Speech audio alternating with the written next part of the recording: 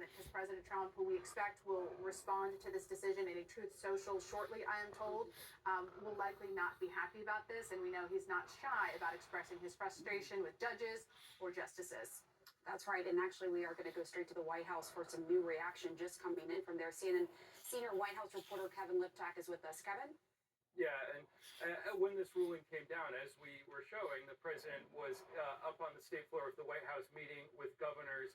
We're told that he was informed of the decision, and he said in that meeting that it was, quote, a disgrace. That's from two people familiar with the president's remarks. He also said that he had a backup plan, so suggesting that this is not the end of the road when it comes to his tariff regime. And certainly the president, in a lot of ways, had been expecting this decision. He was just in Georgia yesterday bemoaning the fact that it was taking so long to come down. He said he had been waiting for weeks and weeks to see what was happening. You know, he had been warning for quite some time that a ruling like this would be extraordinarily damaging. And I think it's worth pointing out, you know, the tariffs were the underpinning not only of the president's trade agenda, but of his entire foreign policy. When you look at what he was trying to use these tariffs to accomplish, whether it was trying to wean countries off of Russian oil. He applied tariffs on India to punish them for their purchases of Russian energy products.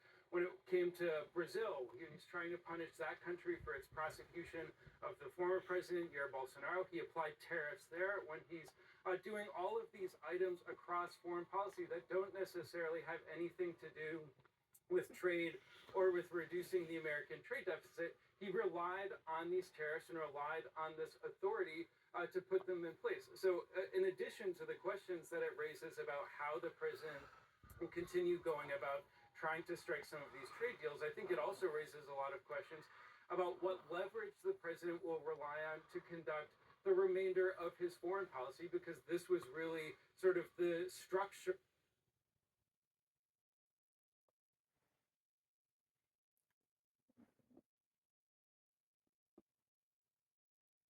It's not just a question of repaying money that the government has taken in from these tariffs. There will also be questions about what will happen to the money that, at least according to President Trump, has already been spent. And so a lot of questions at the White House now, as officials are absorbing this ruling and as they are going through some of the statutory elements of how they might try and resurrect at least some of these tariffs going forward.